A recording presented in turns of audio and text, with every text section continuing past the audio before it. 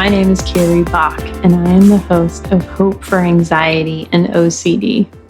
Two of my most defining characteristics are that I'm a Christian and I'm a licensed professional counselor. It's been an interesting journey, being caught between two worlds, so to speak. If I use anything in addition to the Bible, I'm too secular for some Christians. Don't get me wrong, I love the Bible. It's my guide for life. You know, the big stuff, like how to be saved, love God and others, find spiritual peace.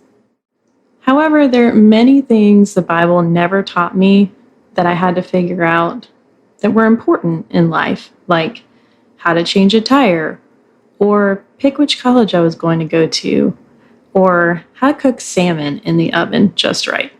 I'm not going to find these things directly in the Word of God. I have to go elsewhere for that information. That's okay, because all truth belongs to God.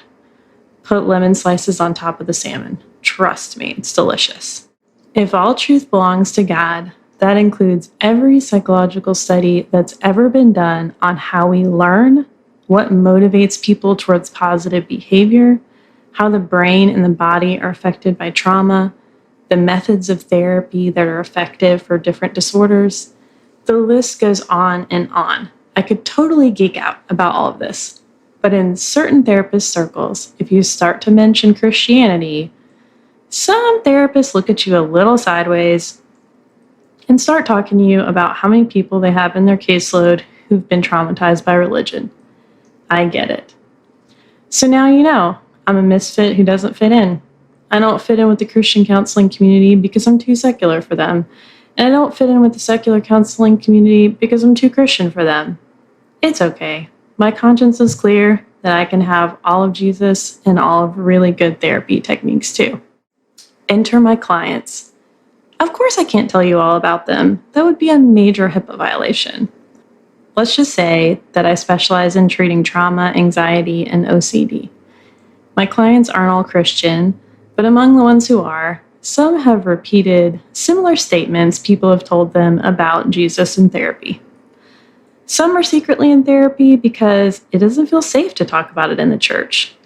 Some are ashamed to be struggling with anxiety or OCD as a Christian, wondering if it makes them less spiritual for having these struggles in the first place. They have verses memorized about anxiety.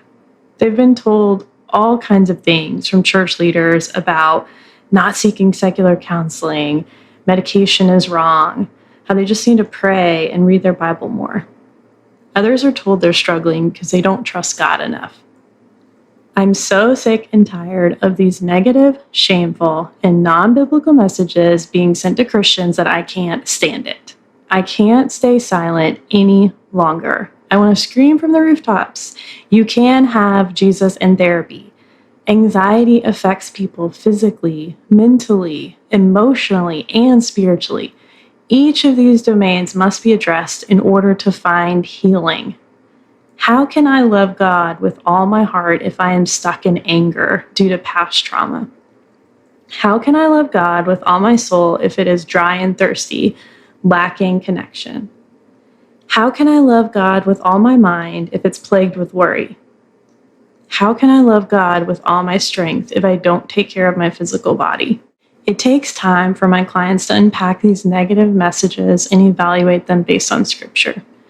I guess you could say this podcast is for my clients, but it's not really. No offense meant to any current or former clients listening here. But this podcast is for all the people I may never meet, but who need to hear that it's okay to struggle and it's okay to take steps towards greater health and freedom. Hope for Anxiety and OCD exists to reduce shame, increase hope, and develop healthier connections with God and others. I invite you on this journey as I interview pastors, Christian leaders, therapists, and everyday people who've found hope in the midst of their mental health struggle. I want you, yes you, to help me out along the way. What burning questions do you have about the intersection between faith and mental health? Who do you want me to interview? What topics are important to you?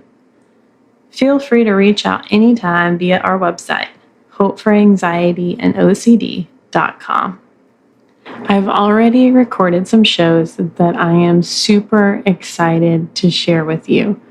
We're going to be talking about unanswered prayer, how to rule out potential physical causes of anxiety, help for parents who have anxious children, different types of therapy techniques that can be helpful for anxiety and OCD. There's something for everyone. Every show is unique and special, and I pray is a blessing for the person that needs to hear it that day. There's also something I want you to know about the guest on this show. It would be easy to assume that every guest on a Christian podcast is automatically a Christian. This show is a little bit unique and different because, as I talked about in the beginning, we're combining two different worlds. Some of the guests are Christian and they are combining the worlds of counseling, psychology, the Bible, Christianity, the church. And it's so valuable for us to hear that information. But there are other people with really valuable, helpful counseling information that I wanted to include on the show, or who are friends of mine and don't follow Christ, the Bible, or Christianity.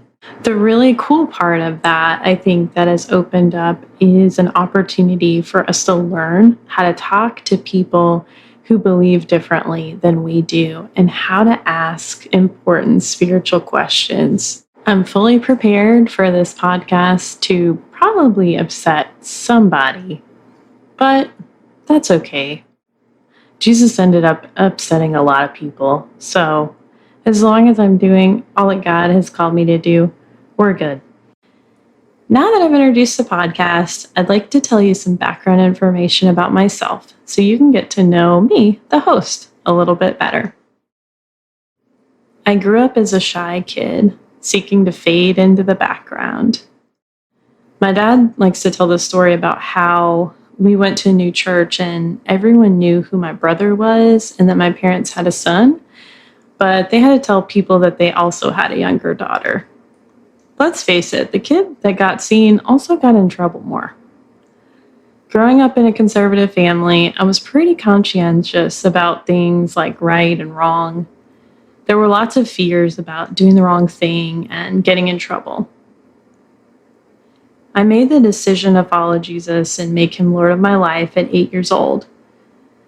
But I put on Jesus my experience with other adults. If I do wrong, I'm going to get in big trouble and God will be really mad at me.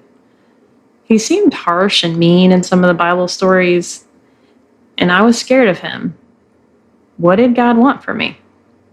Whatever it was, I knew I was probably going to mess it up. Being the quiet, shy kid also made me the observer.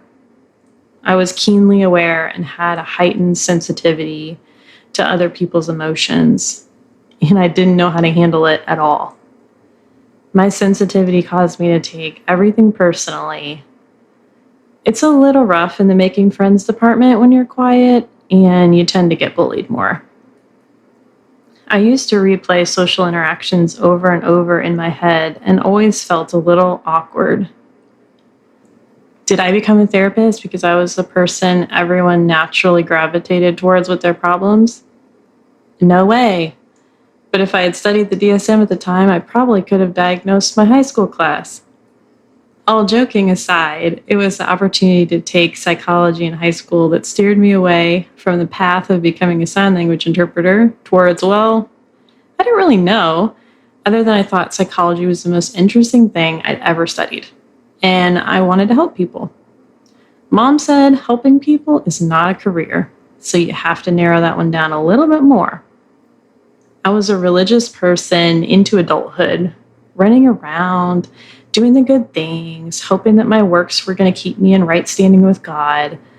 I believe I was saved by grace, but after that, it felt like I was under the law all the time, and God was just waiting for me to mess up. That's a non-biblical, messed up theology, by the way.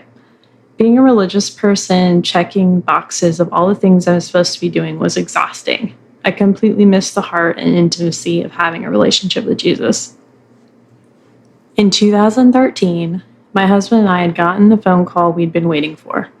Department of Children's Services, or DCS, asked us if we would like to take 2 girls, a 5-year-old and an 8-year-old, into our home. We were ecstatic. I had a dream previously that I believed to be from God about having 2 daughters. We were led to believe by DCS that these children would most likely not have an appropriate family placement to go back to. We gave the girls several different options of things they could call us, and they decided they wanted to call us Mom and Dad right away. I was not expecting that. We all seemed to be enjoying the new normal of our instant family life. I even got asked where babies come from on my first week of parenting. The girls came during the summer, and we helped them get ready to start a new school year at a new school. There's something really profound about having 2 children call you mom, eat at your dinner table, and play in your front yard. But at the end of the day, they aren't your children. My heart didn't know the difference, and my heart would be completely broken 6 weeks later when DCS lost in court and the girls immediately went back to family. We weren't even informed there was a court date, so we were in complete shock to find out that we had a few hours to pack up all their stuff and get them to the DCS office. My husband and I came home to 2 empty rooms, one decorated with Monster High and the other with decals of a boy band. I can't even remember which one now. A behavior chart was stuck on the door. Whatever we were trying to correct at the time suddenly didn't matter anymore. I wasn't prepared at all for how to handle this, and the physical pain of loss was so deep that it sent me to the doctor's office. I had never felt anything like that before.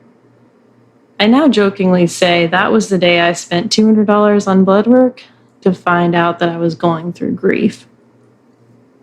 Other foster children came and went over the next year. Meanwhile, several foster parents we were connected with were in the process of adopting their first placements. I was very discouraged. Why wasn't God allowing me to have the gift of family? I had felt like God called us into this foster care and adoption journey, but really questioned his plan. In the fall of 2014, we received another sibling placement, this time a boy and a girl. It was looking like they might become a part of our forever family. But what happens when you check all the religious boxes, believing you're doing the right thing, and then something goes terribly wrong? It happened to me on what should have been a normal Sunday in January of 2015. I threw my cell phone against the wall and swore before bursting into tears. I had gone in my bathroom in hopes that my foster children wouldn't hear the phone conversation. My husband of 9 years was telling me that he was done and wanted a divorce. I knew that our marriage wasn't perfect, but I didn't see divorce in our future anywhere. That hadn't even been discussed at all. Wait a minute, God. I married a believer. We're in church every Sunday. We're in a small group. We pray at every meal. We read Bible stories with our foster children. How in the world did this ever happen? My head was spinning. I had so many questions for God, and most went unanswered. Why didn't he answer my prayer to restore my marriage? The divorce devastated me. Not only did I lose my husband, but my dreams of having a family were gone in an instant. I went from being a household of 4 to all alone, looking for roommates to pay a mortgage, in survival mode. My thoughts kept me up at night. Where did I go wrong? What should I have done differently? I couldn't sleep or concentrate at work. I had no energy and felt hopelessly sad, all symptoms of depression. I made the decision to take an antidepressant for 6 months, and I can confidently say it was one of the most healthy decisions I've ever made for myself. I carried around a lot of shame regarding being a divorced woman in the church. I remember thinking, my life is over now. I didn't mean that in the suicidal sense, but I didn't see any kind of positive future for myself. What godly man is going to be with someone who's been divorced? I had a lot of emotional baggage to unpack from childhood and beyond. Sometimes that meant talking through my thought process, and sometimes that meant reprocessing trauma with EMDR therapy. It was this process of unpacking the baggage that caused me to experience God in new ways. It was as if there were clouds blocking my view of the sun, and when they moved, I could see the sun clearly. God hadn't changed, but my view of him was less cloudy now. My faith didn't just have knowledge and rules. It has heart, an understanding of the depth of the love of God and the promise that he would never leave me. I found God as a good father who had blessed me in many ways, and some I just couldn't see yet. I also had a greater understanding of grace that God showed me as I walked through dealing with my own sin and how that impacted my relationship. I could connect with Jesus knowing that he understood suffering and pain that's both physical and emotional. I'm thankful for my pastors, divorce care recovery group, therapist, primary care physician, and close friends. They all played an important role in my recovery process. Today, I am thankful for my divorce. Not that it happened, but how God used that experience to shape my character and view of him. I'm a more thankful, positive, and compassionate person due to what I've been through. I want to help Christians recognize that they can have the abundant life Jesus talks about in John 10:10. I invite you to think through what is holding you back from that abundant life. I'm happy to tell you that 5 years after my divorce, I met the most amazing man, and we were married in October of 2020. You'll get to meet him soon on the podcast as he's graciously agreed to appear with me on an episode about anxiety and dating. More my anxiety than him. Thanks so much for listening. I pray that this podcast is a blessing to you today. And whatever you're facing, know that you are loved by God and never alone.